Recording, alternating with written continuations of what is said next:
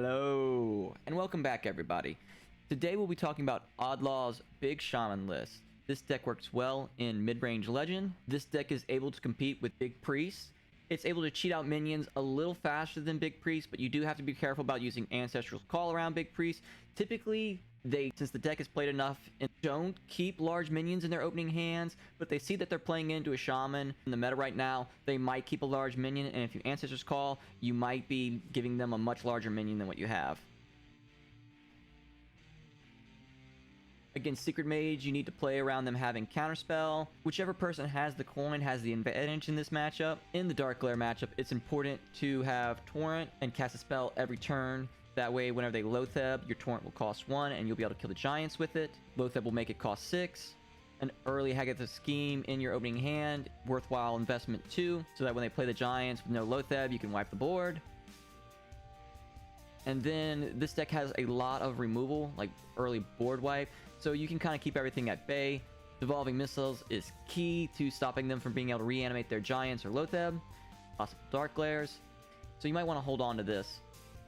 And then after that, it's just dropping a large taunt guy that they can't easily deal with.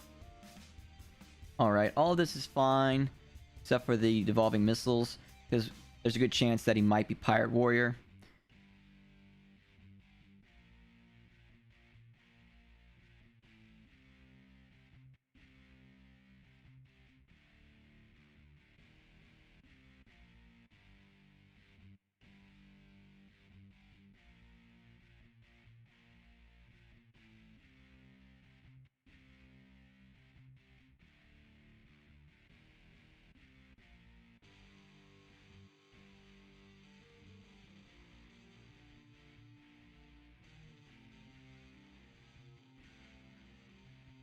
So our opponent is Bomb Warrior, so he can't really beat us, per se. We just have to try and stay alive. We have to outlast him, because he doesn't really have the aggro he needs to kill us, and we have a lot of healing, so his bombs won't be able to go the distance.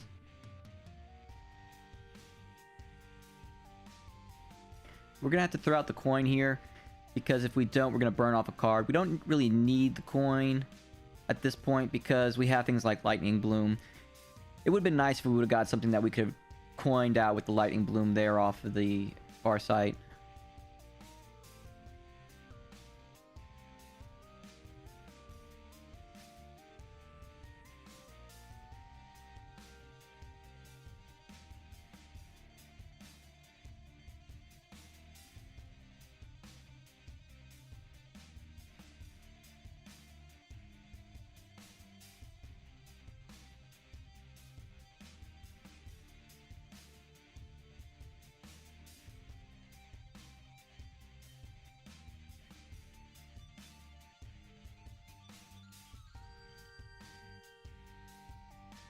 Here we're going to heal up to full health just so that he doesn't have any bursts. We don't hit multiple bombs.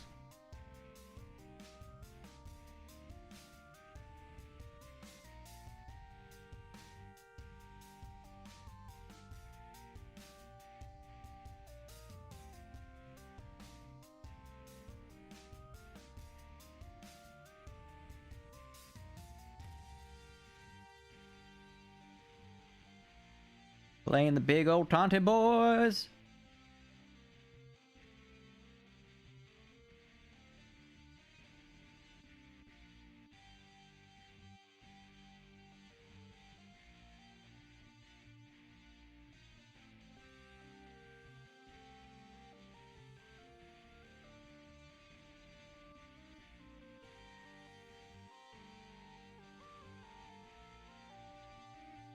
Now we're really going to start to pressure him and try to push for a game.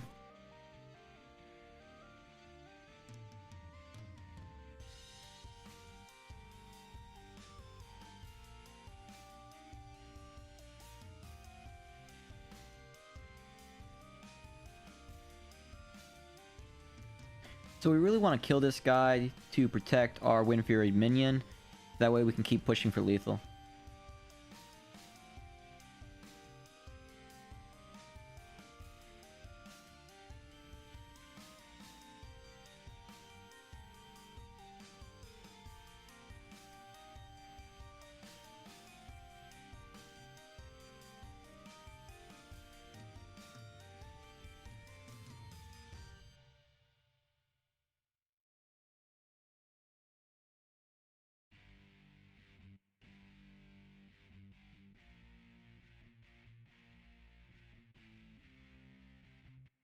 So now that he's played him, he has no cards in his hand. He's on empty. We're going to play the Scrapyard Colossus. Then we're going to Lightning Bloom.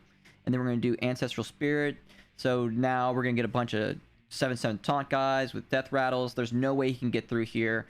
He's going to have to get a really lucky draw. I don't see it happening. And we're just going to keep pushing for lethal.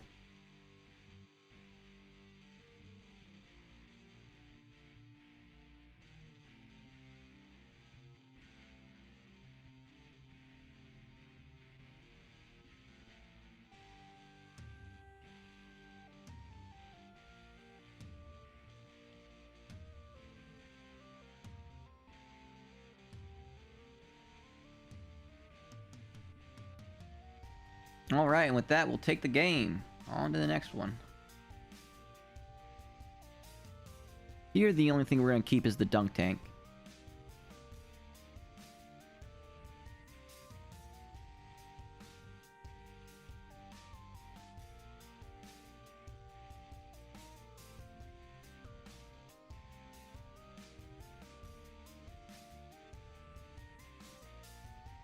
So here we're going to use the coin and play Ancestral to draw some cards. That way, since we don't really have any plays we want to do early, we skip over having our mana lock.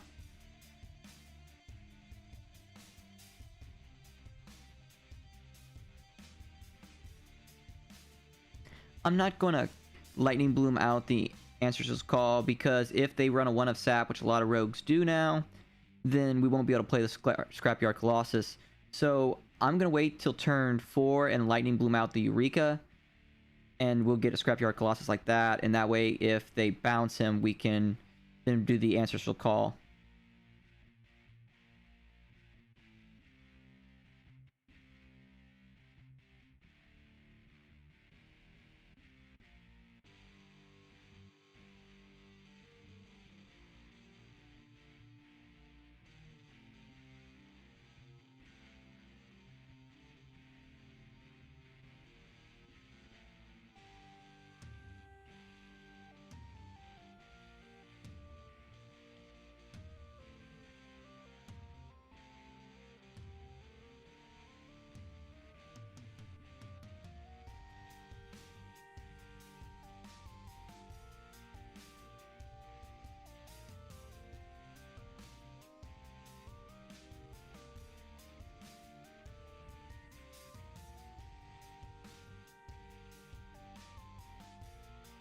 We're going to play the Ancestral Spirit on the big taunt guy. That way he doesn't ever really have a chance of getting through. And we're going to just kind of clear the board a little and push for damage. Alright, and with that, that's going to be the end of the video, guys. I hope you enjoyed it. If you like it, please leave a like. Subscribe if you'd like to see more content. I try to put out videos weekly at the least. And I hope to see you again.